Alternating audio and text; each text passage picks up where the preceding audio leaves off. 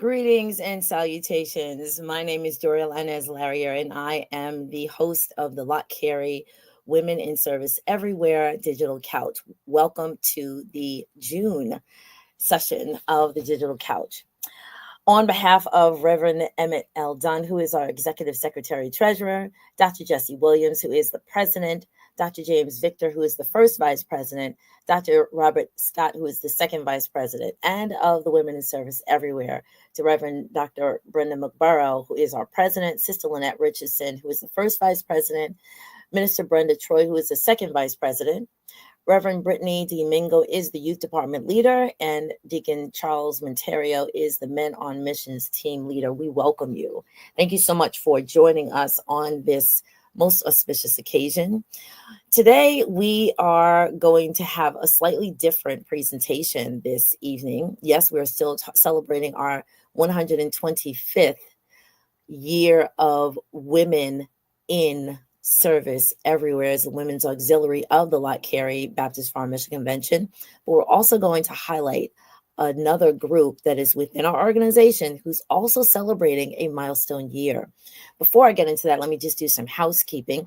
This is June, and so you know that in the I put in the comments already the link for, there we go, the link for the registration. If you click on that link, which is lottcarey.org, you will go onto the website because our 128th annual session is coming up in August. And so we'd love to see you there. We'll be in Philadelphia, and we look forward to seeing you there.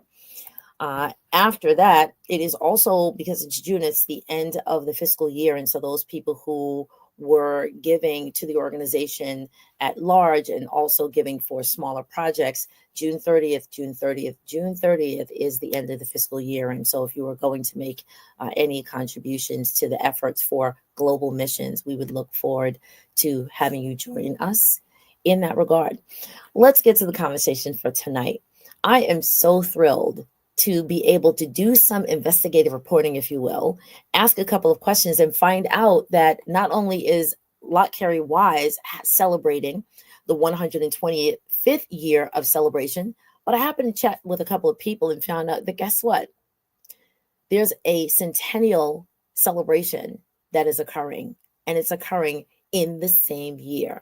And so I decided to invite, with, of course, the approval of our leadership, to invite a special group of women, and I want you to meet them and find out why their organization, within our organization, is also celebrating a milestone year. Please help me welcome Sister Sigrid Bruce, Sister Andrea Ross, and Lady Mary Wilson. Welcome, ladies. Good afternoon. Good afternoon. Good evening. So this is, of course, a milestone year, yes, for Lott Carey Wise. But then again, I was asking around the way, if you will, a couple of people some questions and found out that there's another celebration that is happening as well. So, Sister Andrea Ross, why don't you introduce the group that's here today, and then we'll get into why this is a double celebration. Good evening, everyone.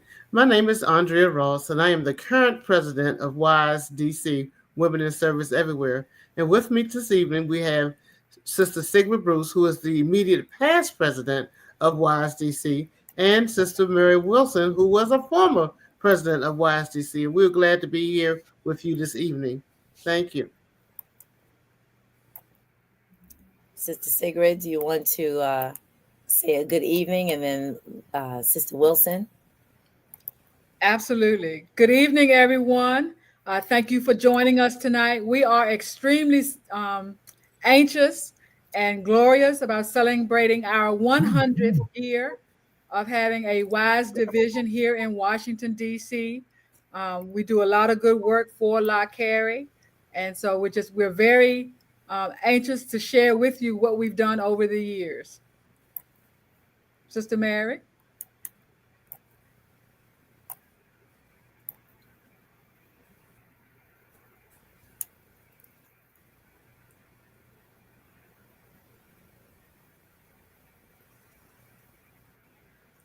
There's a slight delay. Sister Mary will respond. Sister Mary, just introduce yourself. Good evening, everyone. Um,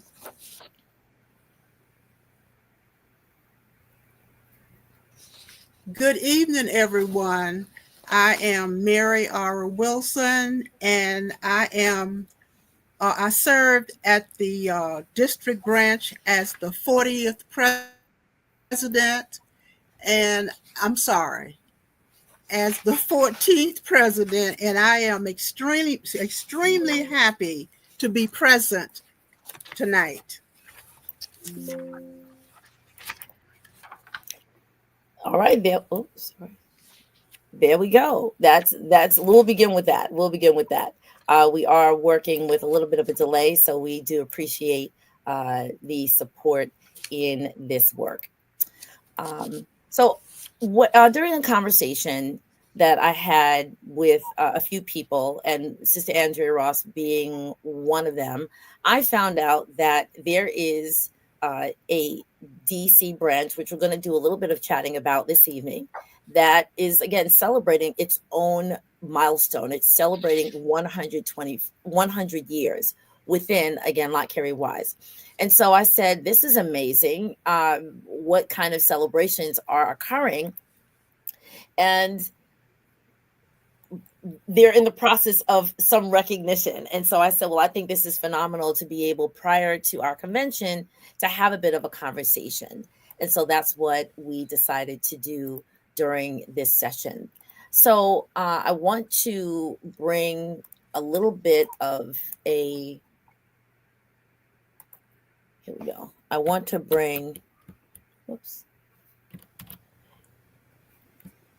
I want to bring a link to people. If you're watching on YouTube or if you're watching on Facebook, please, first of all, you know the protocol that we know to call. Please drop what church that you are representing in the chat so we can say hello and good evening to you, and then we'll get into this conversation. So I just dropped a link, and I'm actually going to put it up here. I would love for people to click on this link at your leisure. If you do it during this program, that's perfectly fine. So, Sister Sigrid. Thank you, Sister Jacqueline Kanan. Thank you, and Sister Lynette Richardson, who is our first vice president. She's representing as well. Sister Sigrid had sent this information. The Southern SBHLA is the Southern Baptist Historical Library and Archives. With this link, because I was looking for, I said, well, what kind of information do we have? What kind of, what was happening in 1925? If in this organization with the DC branch, we'll identify it for that at this moment, I was wondering what was happening 100 years ago. What was happening where a group of women decided that they were going to have their own local branch of the women's auxiliary to the organization. And I thought it was very fascinating. So of course I do my little deep dive and I'm trying to figure out what's happening in the world, what's happening in the United States, what's happening in the local area. And so to that end, I'll share about one or two pictures that was submitted, but we're going to actually hop into some questions in order to bring to light what was happening. So my first question is the origin and legacy of this particular branch. And so what inspired the formation of the district branch, which we now know as Lott Carey Wise DC, in 1925? And what role did the social, political, and spiritual climate of the 1920s play in its formation? Before you answer, now those people who are history buffs, some people know about like the suffragist movement. Some people know about voters' rights. Some people know about women's rights. And so I was definitely inspired to hear this information and its impact on the DC branch of Lott Carey Wise. Ladies, it's all of you.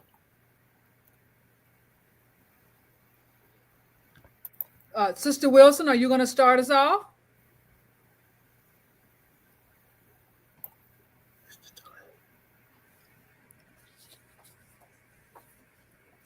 we're at question number 1. And I believe during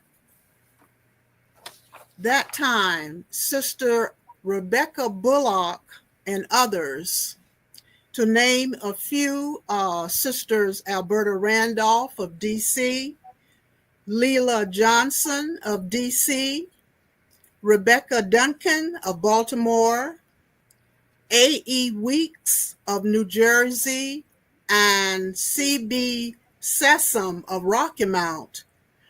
I believe that after attending and supporting the convention for many years under such dynamic leadership, preaching, faith in God, and commitment to Lott Carey, I believe that when the opportunity presented itself for the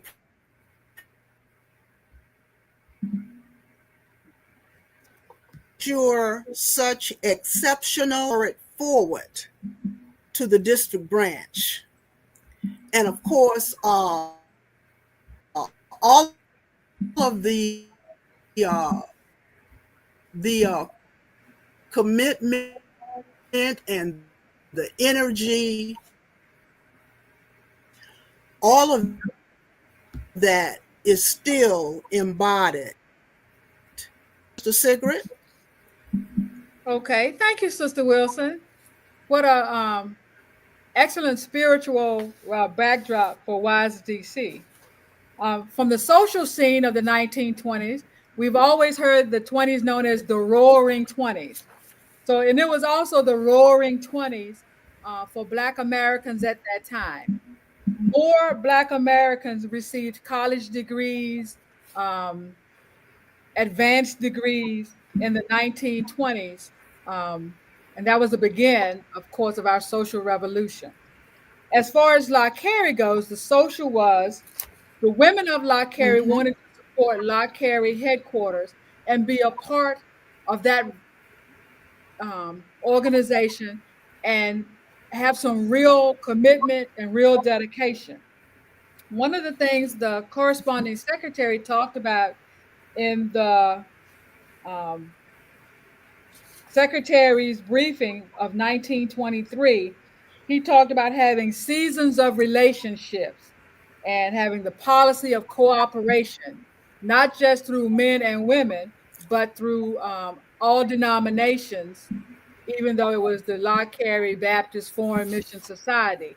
He wanted to expand that to other denominations because it was a faith-based organization, but also for the socialness of being able to deal with the countries that Lott Carey were supporting at the time. If you would look at the Southern Baptist Library, we will see that during this time, Lott Carey was also supporting missions in Russia, Liberia, India, and there was one other country. But when I saw Russia, I was like, oh my goodness, Lott Carey in Russia. Haiti. So, Haiti. So these were the times, we were growing. And so I think the ladies wanted to be have their own distinct identity within the Lott Carey headquarters. So Andrea, tell us about the politicalness of those times. During that time in the political scene, the women had just received the right to vote by the 19th Amendment of the Constitution back in the 1920s. So I believe that women were beginning to rise up and knew the rights that they need to have, and that the women decided to join with the Lott Carey Women's Auxiliary in the DC branch. They wanted to make their voices known as well, since DC is the premier, the social, the middle of everything that happened, all the happenings in DC. We wanted to be a part of that, so we wanted to make sure our voices were heard during that time. And although we got the right to vote in the 20s, we still faced a lot of challenges, but we were able to overcome the challenges that were made during that time period. As you know, they had to do poll taxes, and they had to do count beans in a bottle, especially for Black women. We went through a whole lot. It really wasn't until 1965, when the Voting Rights Act was passed, that we were able to put full steam ahead into the voting rights. But we've always backed the politics in the nation's capital, and they needed that groundwork in order to swell it into what we have today. Back to you, Doriel.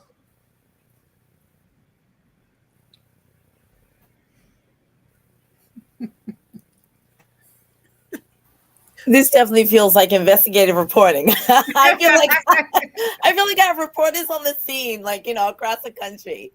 So, if anyone is, and this is from the chat, and so again, we are live on Facebook, we're live on YouTube.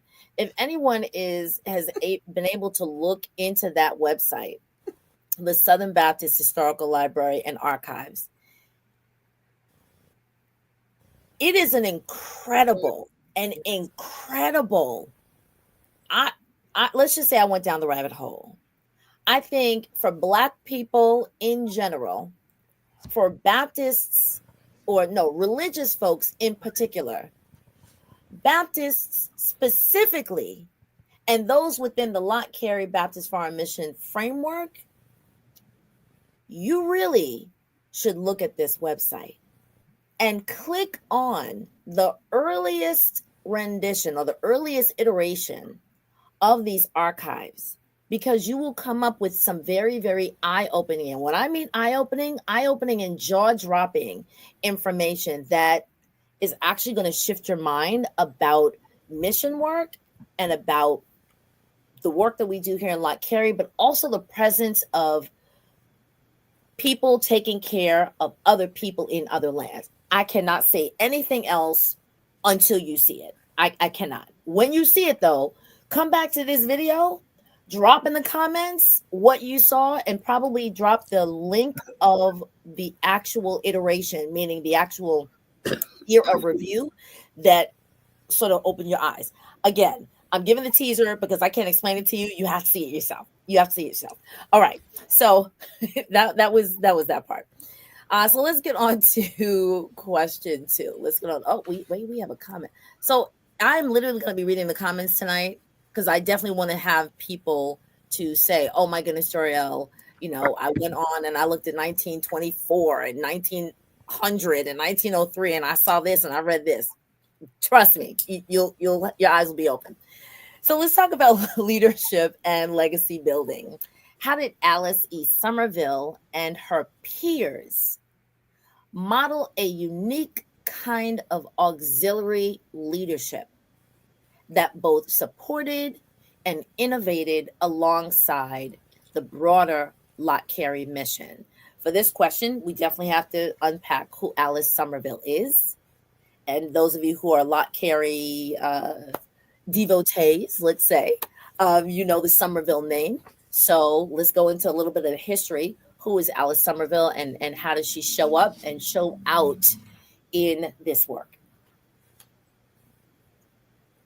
Well, I'll start that part off. Alice Somerville was the wife of Dr. Wendell Somerville, and Dr. Somerville served as the Lott Carey Executive Secretary Treasurer for 55 years. He started in 1940 and he retired in 1995. And so she stood by him. She walked with him. She helped him. They raised children, not their own. They had no children of their own. They raised children of the countries that would come to D.C. and go to school, and they would stay with them. So she walked beside him each step of the way. And so that's who Alice Somerville was. A great wife to Dr. Somerville. Sister Wilson, you want to add to that?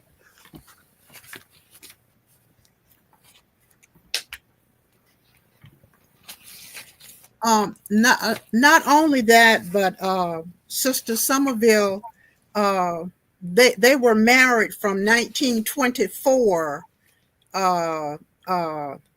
September of 1924, and they were married for 73 happy years until the death of Dr. Somerville in 1997.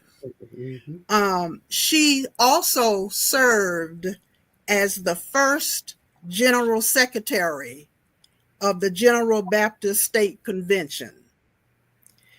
And excuse me, she traveled with the convention, and she traveled around the world. I remember hearing her saying that was truly the highlight of her, one of the highlights of her life. And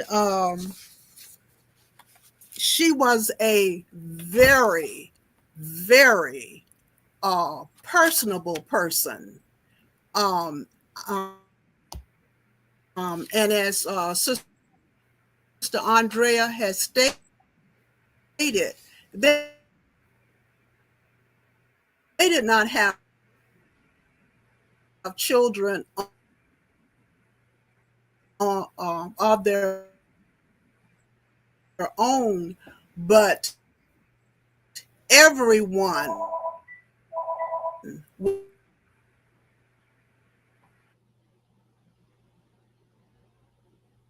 to Lott Carey. And wherever she went, she provided a home away from home for many people. And for her great memory of her, we all remember, as I stated before, her smiling face, her warm hospitality, and her warm welcome and delicious home cooked meals.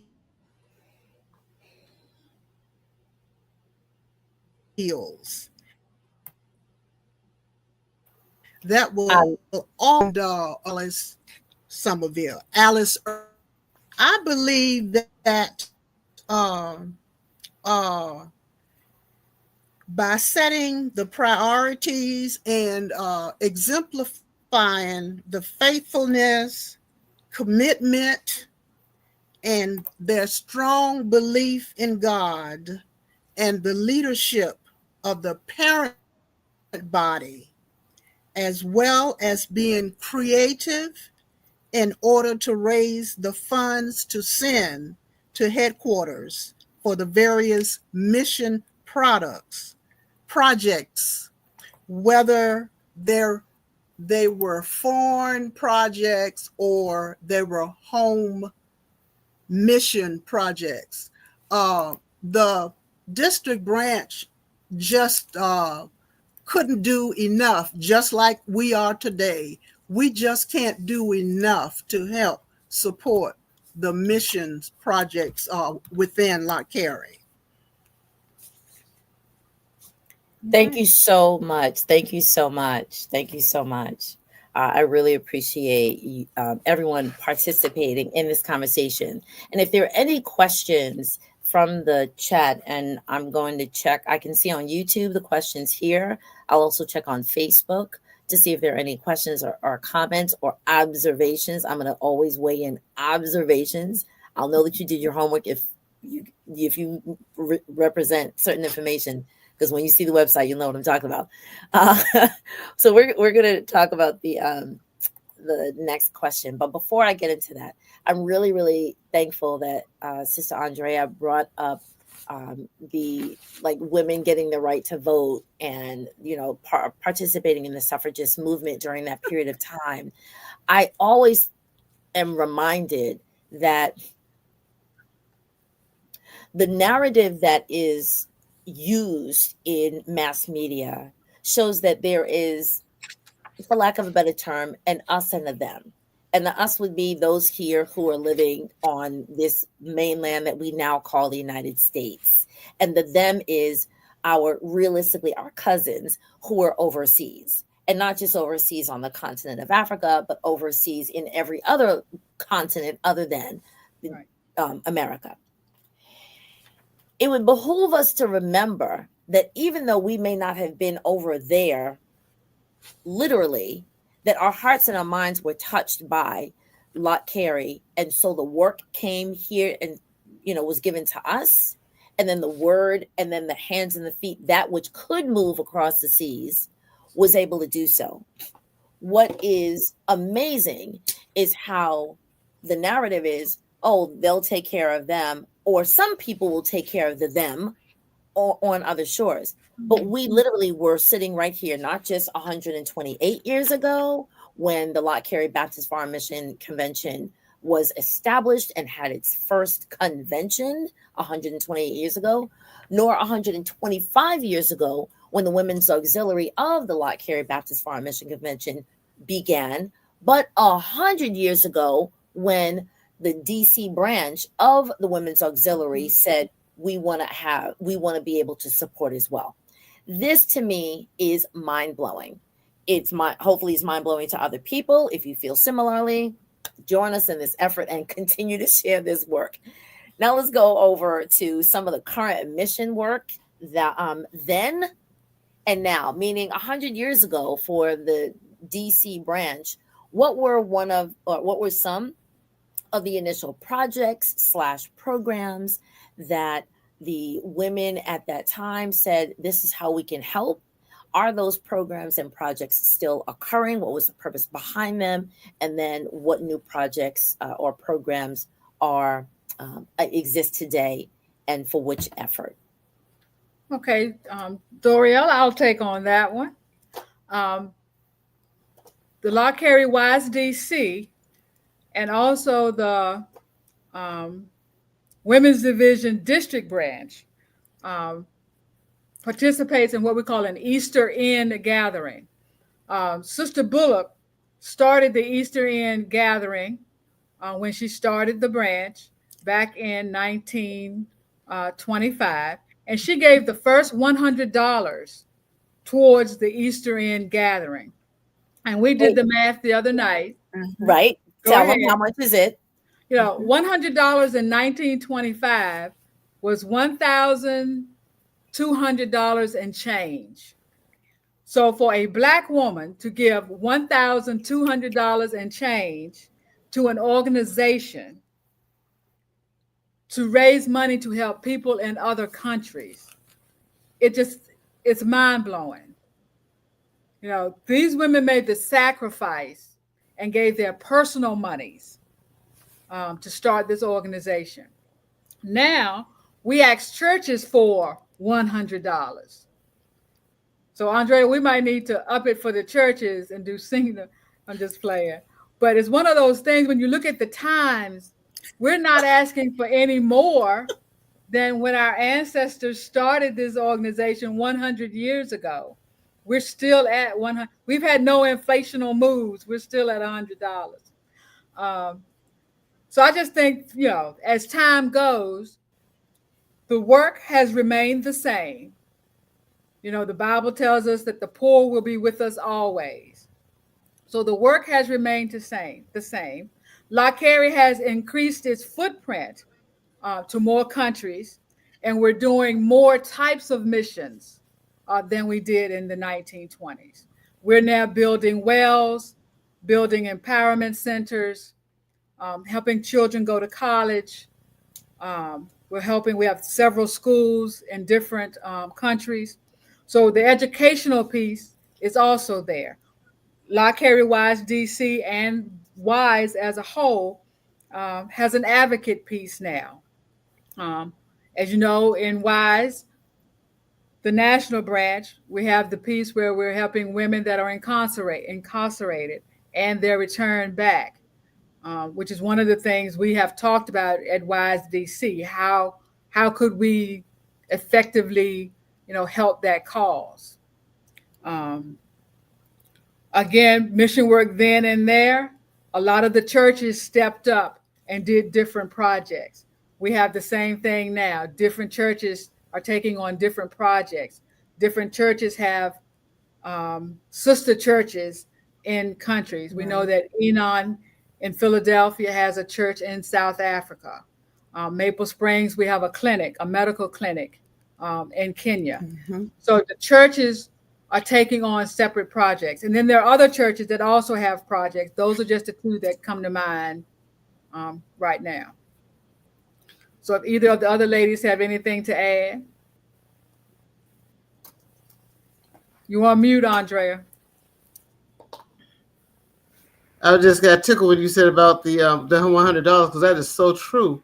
So that might be something we will have to look into. At least raise it since we got the tariffs coming in now. We might need to raise it to $150 or $200 if they can to help out to further our involvement in missions because we're doing locally and we're doing foreign missions as well. Absolutely. So, Absolutely. Sister Mary, you want to throw anything in?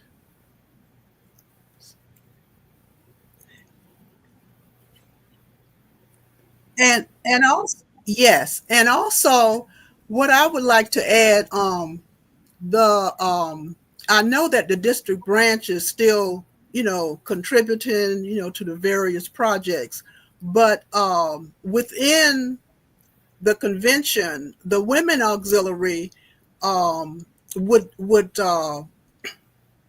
the women would send money in or donate money for the various projects, because I remember at one time they were asking for funds for wells, and they have asked for funds for sewing machines and desks and so forth. So I think that the women need to continue seeking ways or projects that they can help, both foreign and home mission. And one of our favorite project was the and I think you guys will remember as well, when we were sewing the little dresses out of pillowcases. And I believe we sent them to Haiti. I believe that was the country at that time.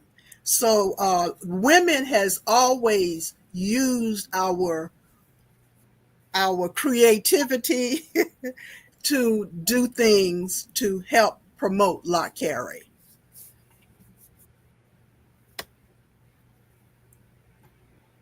Back to you, Sister Doriel. Thank you so much for sharing. I'm actually trying to pull up the website so that I can do a little sort of point and click, but that point and click is going to have to come from our audience. So this is going to be a little digital audience participation. Think a game show, even though it's not a game show, but it's going to sound like a game show. I'll have a point to this. Just work with me. So actually, let me just bring up a couple of people who are here. Thank you so much. All right, I see people have come in. So let's see. We'll start with Sister Jacqueline White from Canaan Baptist Church. Thank you so much for coming in. Sister Elizabeth from Maple, I guess it's Maple Baptist. Yes, thank you, Maple Springs Baptist Church. There we go. Sister Eleanor Cook from Rehoboth Baptist Church, Washington, D.C. Sister Carolyn Rogers from Martin Street Baptist Church in Raleigh. Of course, our president is joining us. Thank you so much. Thank you so much for being here. Sister Reverend C. Knight, she was our monthly prayer call presenter this past the first of the month, which is on a Sunday. Sister Helen Lynch from Canaan, good evening. Excellent. And then Sister Lynette Richardson, our first vice president, is speaking of a rich history of a giving circle. Thank you so much. Thank you so much. We're going to move into our last question. I think it's our last question. Two more. Here we go. Bridging communities. So bridging communities. So how does the district branch connect women from different congregations, backgrounds, and ages into a united force for global missions and local impact? In order for us to bridge that gap, which is what we're trying to do, it's going to take a lot of recruitment, because if you think about what's going on back in 100 years ago, there's more things going on nowadays that will keep you from being involved in certain aspects of missions. So it's a matter of trying to recruit our young adults to try to get them involved in the mission process. And also, our meeting challenges. We had to, invite more churches in. It's not a small clique of churches. We just got to continue to broaden our horizon. We had to go out after the churches that have not been attending, and go after churches who are new and may have new pastors, to invite them in, to invite their women in to be a part of the Lott Carey Wise DC branch. And it's going to be a challenge going forward, but we know we can do it. We can overcome, because we can. Yes, we can. Sigrid? One of the things I would like to add is we have to figure out the social media piece and how we can use social media to increase our footprint to get the younger generations involved.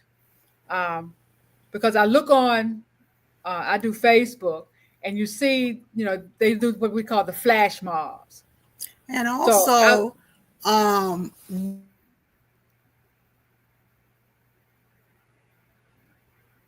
Go ahead, Lady Wilson.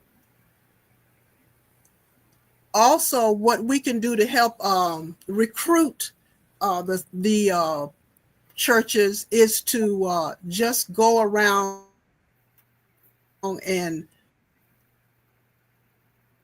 have like a group or a committee,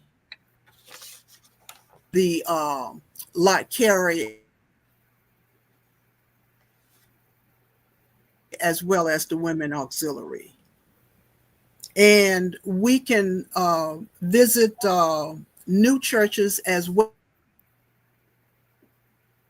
For some reason, kind of got delinquent, we can encourage them to come to Lott Carey.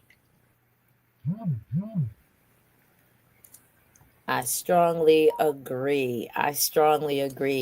Before we have these conversations, because everyone, if you do not already know, people who are watching this, not my ladies here, there's a lot of work that goes behind the scenes of having these conversations, a lot of research, a lot of like deep dives. And so one of the questions that I asked prior to coming on is like, what's the why? Everyone always wants to know what's the why. My short story, that if you have started to look on the website, which I'm going to pull this up in a moment, is always thinking, who makes a decision to go across the waters in order to support and to help someone who's in need? And the narrative would show historically that even it was the countries and the lands that most of the people who are in Lott Carey Baptist Farm Mission Convention, who come to the convention, let me be clear, who come to the convention are of the African diaspora. We service countries in India, Oceania, which is Australia, Asia, Europe, Latin America, South America, the Caribbean, and Africa, and the United States. But most of the people who come to the convention are of the African diaspora. And so the narrative actually says that it's people, this is who gets promoted on television, the people who are not necessarily representatives of the lands that are supporting. So again, I'm thinking 100 years ago, there's a group of women in the DC area who says, they're related to us. They're connected to us. They are us. We are them. It's we. And so to have these women 100 years ago in the DC area to say, hey, we want to put our coins together, literally and figuratively. We want to put our energy, our efforts, whether it's baking the sweet potato pie, whether it's having the tea services, whether it's having the Easter gathering. The Easter gathering. And the other projects and programs in order to send money across the water. Why is it that we still have the idea that it's not us who's taking care of us? It is the us who's taking care of us. And this group right here, these ladies right here, they are part of us. So if we're trying to continue to purport the image that we are going to take care of us and we're going to take care of people who need support, that is the why. take care of us, because we're indoctrinated with, we take care of our family. It could be our family across the street, across the state. Our family is also across the waters. And in order to reach to the next generation, who some people will say they care about themselves, they are still caring about themselves by taking care of the people that they are around. I just had to drop that in there. If it hits you, it hits you. If it doesn't, it'll hit you later. That's okay. So let's look at our, I think we're up to our last question. There we go. So it's the looking ahead as the branch, as the DC branch steps into its second century, because right now you're 100. What is the vision for continuing to empower women locally and globally to serve, advocate, and lead? Basically, as we step into this next century, we're going to have to continue to recruit. We have to make ourselves more visible and let everybody know that, according to Acts 1:8, that we have to be witnesses both here in Jerusalem, in the uttermost parts of the world, but we have to start in our own neighborhood. And once we start in the neighborhood, then we go around to each other divisions that needs to be brought in. But we also need to be more, like I said, more visible, but we need to draw in mostly our younger people, because they're the ones who's going to be our future. They're the ones going to lead us into the future, into 200 years. But we need to get them involved in some kind of way. And I think we're doing that in some different ways. I know Maple Springs and I think Open Door, they are good at doing the food for the feed the I could call them the feed the children. Kids Against Hunger. Kids Against Hunger. I mean, that's a way you're getting our young people involved in missions. There's different ways to coordinate and get them more involved into the mission work, and invite them into things that, because they have ideas too. We just got to tap into their energy. And as Sigrid said earlier, the social media piece. I know a lot of us are on Facebook, but I know some of them got the WhatsApp and the Twitter and the X, all of that. So we're going to have to tap into that situation. And then again, as Ms. Wilson said earlier, we may have to get a group and go around to different churches and introduce ourselves and, platforms. Thankfully, I was invited to attend the DC Baptist Convention, and at which I was able to stand there and introduce myself as the newly president of the Lott Carey Women in Service Everywhere. So I got to get in touch with some of the pastors during that time, and to get the pastors to, give me their information so I know who to send information to invite their people to come out and join us on 4 Saturdays. So, Sigrid? One of the things that we also have to look at too, as we go into this second century, is we have to be intentional with our giving. And what I mean by that is not just give the $2 here or the $5 over here, but we have to be intentional in giving gifts or donations that can make a difference. The $131 for the 31 days of prayer. That's an intentional gift that will make a difference. So I think we need to employ our members that we have now, and also any new members, but maybe come up with some intentional giving situations. Like First Vice President Richardson just said, employ the giving circles and make it intentional. And one of the things I do want to talk about is, a few years ago, Sister Barbara Crump had a tea. And each person who came to the tea gave $100. Well, if you have 100 women to give $100, you raise $10,000. You just got to find the 100 women or the 200 women to give $50. And $10,000 is intentional giving. It's intentional. Have a project set up and have intentional giving. Sister Wilson?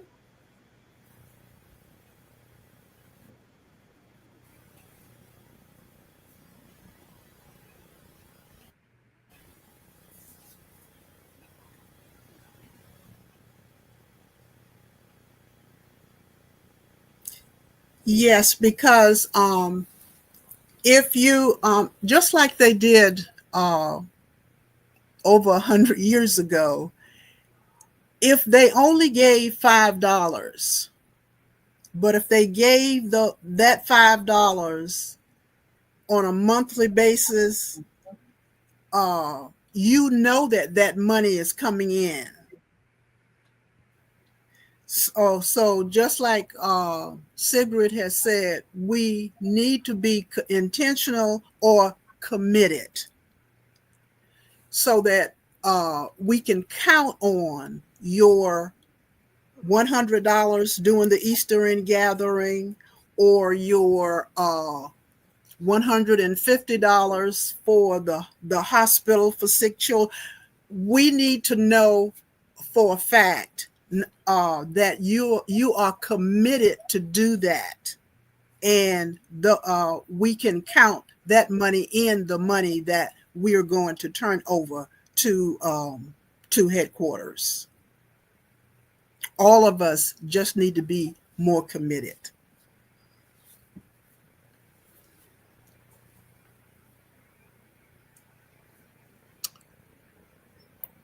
Hi, I just wanted to bring up a little slide that we sort of put together, and it's literally just probably like 2 or 3 slides, but I wanted to bring to light the original group. This original group was called the Lott Carey Women's Division or District Branch, right?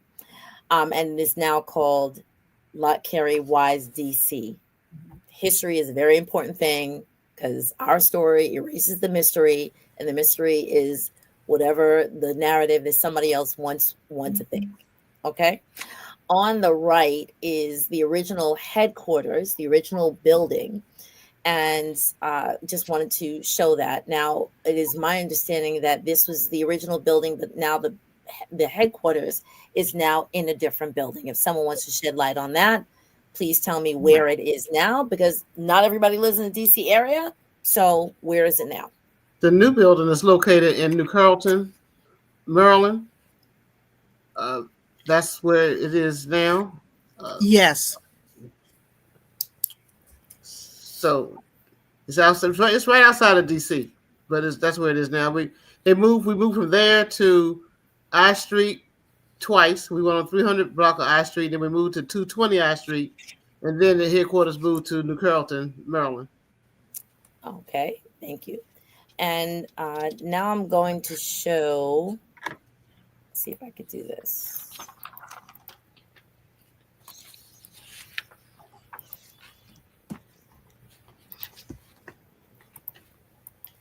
Okay. All right, I'm just going to go to the next slide. Whoops, here we go. So here we go. In 1925, it shouldn't be truncated like that. In 1925, there is in the proceedings, in the reports, I said, because I wanted to know what was happening 100 years ago. This is the notation or the acknowledgement of the Women's Auxiliary. And it says, as a strong and potent factor in our forward movement, let me mention with gracious commendation our Women's Auxiliary under the splendid leadership of Mrs. Randolph. Here she is cited. These good women are doing their bit nobly. I mention also with appreciation the juvenile department supervised by Mrs. Bullock. There's Mrs. Bullock's name. This new branch is destined to do great service in enlisting the young people in Christian service. History is an amazing thing. Anybody who delves in women's studies, Black studies, U.S. history, this primary source is a very, very interesting piece of information. I'm going to bring up the next one. Whoops, sorry. If I can get to it nicely. And it would let me. There we go. Now, this is rather tiny to see, but I'm actually just going to read the part at the bottom. I think this is the 23rd annual session. So this is around, if it's not 1920, it may be 1923. I think it's 1923. And so it says, it gives me supreme pleasure to speak of the splendid achievements of our Women's Auxiliary. In every report, in every annual session, there is, like it is today, a note or a section that pertains to the different branches. What I showed you before was the first iteration of the Women's Auxiliary. Here is about maybe 3 or 4 years later. So it gives me supreme pleasure to speak of the splendid achievement of our Women's Auxiliary, which is being done being done to aid the parent body in the, I think this is prosecution of its far-reaching plans. Mrs. Randolph, our good president, and her faithful associates deserve our sincere appreciation and encouragement. This is indeed a great day for women, or actually for woman. It actually says for woman, in the transformation of public sentiment with regard to women's relations to man and with regard to her social and civic status. The gospel of Christ has wrought a miracle of inconceivable magnitude. Compare the women of, now this is interesting, the women of heathen lands with the women of Christian America, and you will be forced to exclaim, what hath God wrought? I rejoice in woman's exaltation and progress, and most heartily welcome her, I think it's fate. I think it says fate. The broad field of public service, with the hope that her wonderful influence may be devoted solely for human uplift. Let the noble women who labor with us in the Lord receive from us due consideration, encouragement, and support. And may there continue to exist the eloquent and most harmonious relations between the auxiliary and the parent body. We must be one in work and plans. In this way only can we work and prosper. In union, there is strength. History is an amazing thing. I urge you all to go onto this site, and I'm going to put it in the chat again to take a look at some of the earliest recordings, the earliest notations of how the work of the women, and those of you who participated in the book study about 2 years ago, if it weren't for the women, read that and then look at some of these iterations.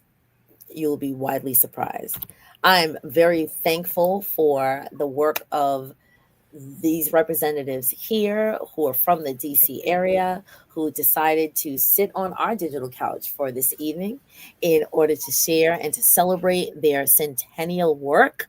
I'm excited. I'm thrilled to partner with you and to come alongside you in order to support your work in your area as you are part of our national body. I'm very, very, very excited. Any final words and thoughts from you ladies?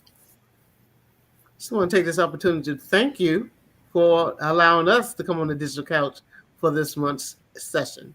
And we appreciate all that you do as you go along throughout the year, as you do your digital couch. We appreciate you choosing us this month. Amen. Thank you, Doriel, for having us. To my Sister Wilson, and Sister Andrea, thank you for joining me on the digital couch. This was a labor of love. To all the ladies that participated tonight in the chat and just signed on to see what was going on the digital couch, thank you, because this is how we get the word out, and this is how we can grow towards our future. So again, thanks to everyone who joined us tonight. Lady Wilson, if you'd like to add, do you want to add something?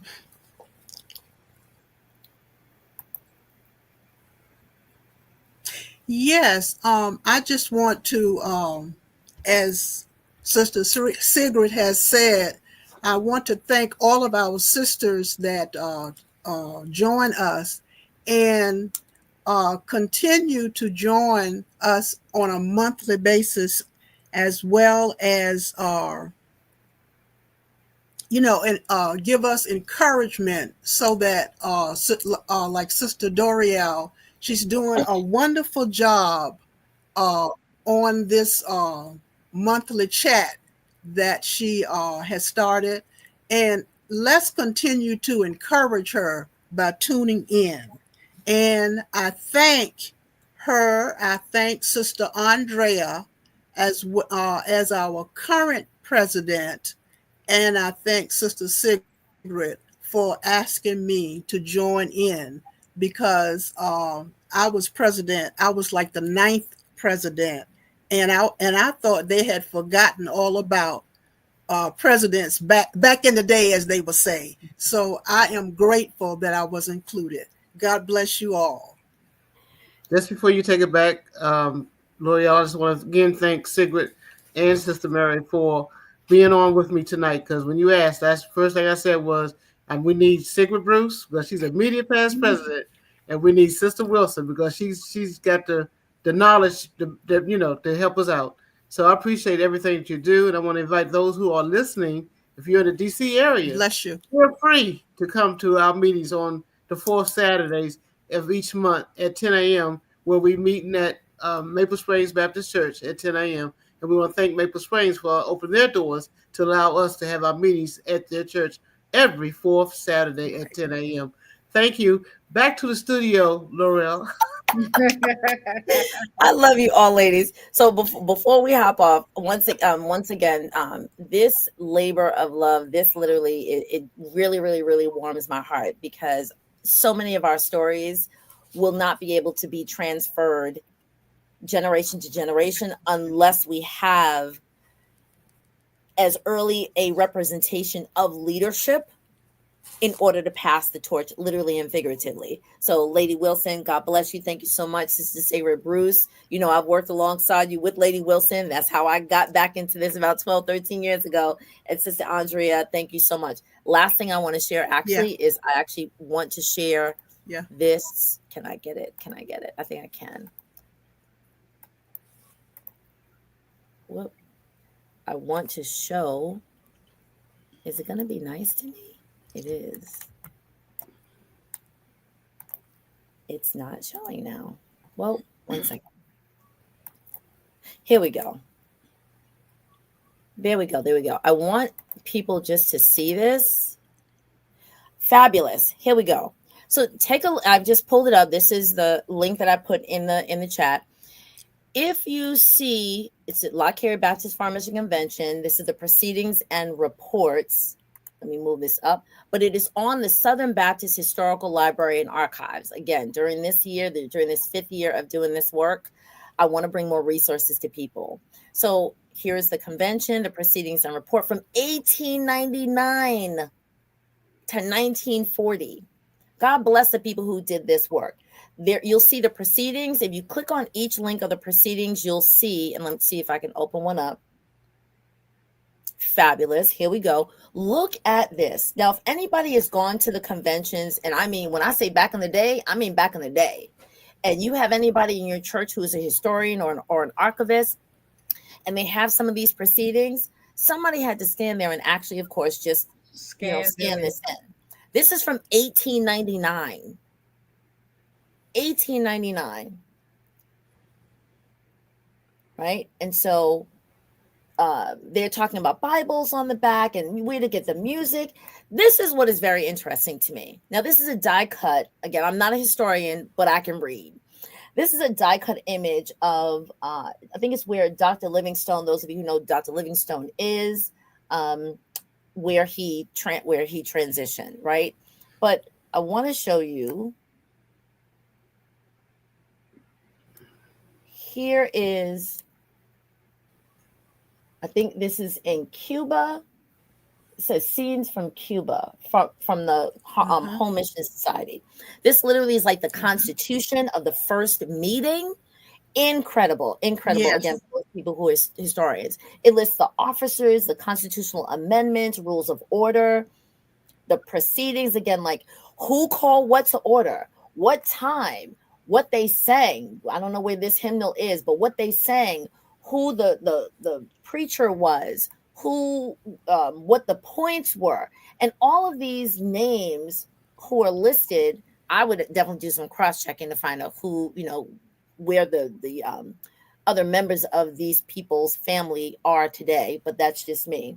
Some other very interesting images, and it was about 3 or 4 days, and so every single day, all the proceedings are there. Now I'm going to jump back and go to a report. Here's the first report, 1922. Well, the first report that they have listed. So this is 1922-23. And I'm just going to scroll down to about 2 or 3 pictures, which is what caught my eye. This is a report for the corresponding secretary of A.A. Graham. Now, this is sideways. There's no way I can turn this around. But it's a picture of the Lott Carey workers in Liberia. So whoever is from Liberia, this may be in archives as well. Or, again, if you're a historian of your church, if you need information of why they got this started, click on this link. Click on these reports, these proceedings, and just read. They are short reads because, again, some of these documents are maybe 20 pages, maybe 30, but it's like also like mostly, half pictures, and some information is repetitive. So here's where I got a little caught off guard. So these images, I'm not really sure I can make this bigger. Let me see. I can. Here are some early photographs, again, 1922, 1923, of people that were supported in Liberia. It says the work in progress. And then there is an iteration of, it says, perhaps no people in all the world are suffering more for the name of Christ than the Baptists of Russia. I'm just going to leave that right there. Not really sure what that's about. But here is what sort of drew my soul.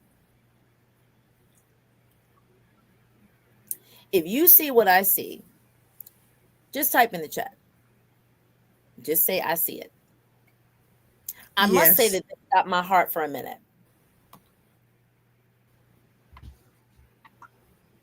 It stopped my heart for a minute. So underneath it says, early arrivals in the mission school, Crew, Basa, Gola, and Pesi. So I'm presuming that these are the names of some of possibly the children in this work. And I must say now, if you're interested in signing off at this moment, that's fine. That's fine. But I have to say that I'm a little drawn by this, because what this says to me is, again, 100 years ago, we were recording the images that were seen or that were presented or that were provided, or prayerfully, it was people who actually did some of the traveling. And we were trying to record some of the work in progress of that we needed support of.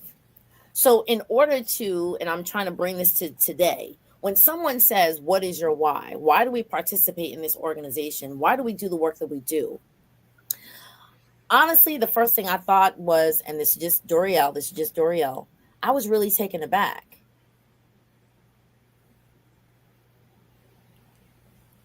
I almost want to find out if anybody else is taken aback.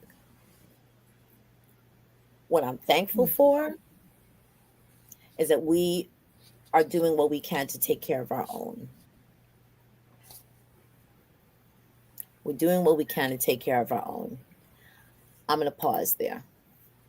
If you need a why, let's take care of our own. Let's do our part. In essence, we've already been doing our part. DC branch has done our part. Thank you. Taking back. Thank you. See, I knew I wasn't. Thank you, BC Carter. The DC branch, they're doing their part. Everybody just do your part.